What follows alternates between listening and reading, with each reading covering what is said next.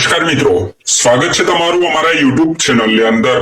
આજના વિડીયો મિત્રો વાત કરવાના છે રેશન કાર્ડ ધારકોને ફેબ્રુઆરી મહિનામાં મળવાપાત્ર અનાજના જથ્થા વિશે।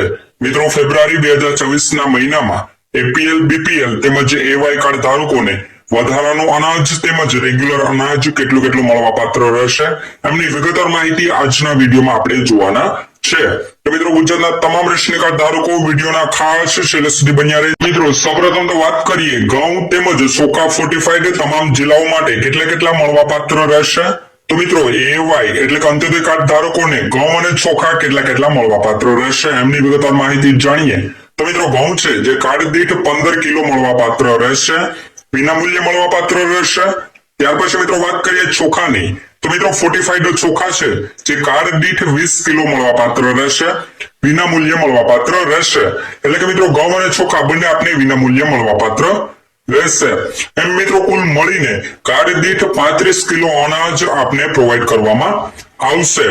ત્યાર પછી મિત્રો વાત કરીએ અગ્રતા ધરાવતા કુટુંબો પીએચએસ એટલે કે એપીએલ તેમજ બીપીએલ કાર્ડ ધારકોને ઘઉં અને ચોખા કેટલા મળવાપાત્ર રહેશે એમની। તો મિત્રો ઘઉં છે જે વ્યક્તિ દીઠ 2 કિલો મળવાપાત્ર રહેશે, વિનામૂલ્યે મળવાપાત્ર રહેશે। ત્યાર પછી મિત્રો વાત કરીએ ચોખાની, તો મિત્રો ચોખા ફોર્ટિફાઈડ વ્યક્તિ દીઠ 3 કિલો મળવાપાત્ર રહેશે। એટલે કે મિત્રો ઘઉં અને ચોખા બંને આપને વિનામૂલ્યે મળવાપાત્ર રહેશે। આ મિત્રો કુલ મળીને વ્યક્તિ દીઠ 5 કિલો અનાજ ઘઉં અને ચોખા મળીને 5 કિલો અનાજ આપને પ્રોવાઈડ કરવામાં આવશે। ત્યાર પછી મિત્રો વાત કરીએ તુવેર દાળની કે એપીએલ બીપીએલ તેમજ એવાય કાર્ડ ધારકોને તુવેર દાળ કેટલી મળવાપાત્ર રહેશે।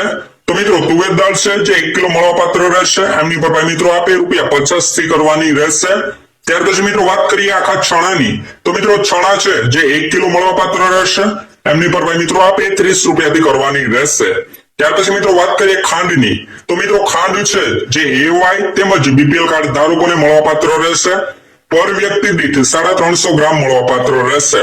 હવે એમની ભરપાઈની વાત કરીએ તો એવાય એટલે અંત્યોદય કાર્ડ ધારકોને ₹15 થી કરવાની રહેશે, તેમજ મિત્રો બીપીએલ કાર્ડ ધારકોને ₹22 થી પર કિલોએ ચૂકવણી કરવાની રહેશે।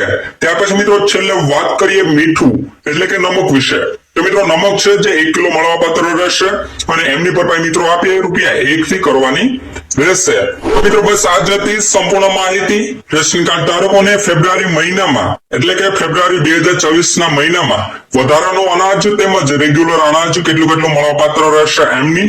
મિત્રો એમાં આપને ઘઉં, ચોખા, ખાંડ, ચણા, તુવેર દાળ વગેરે જેવું અનાજ આપને પ્રોવાઈડ કરવામાં આવશે। રેગ્યુલર અનાજ જ મળવાપાત્ર રહેશે, એમાં કોઈ વધારાનું અનાજ મળવાપાત્ર રહેશે નહીં।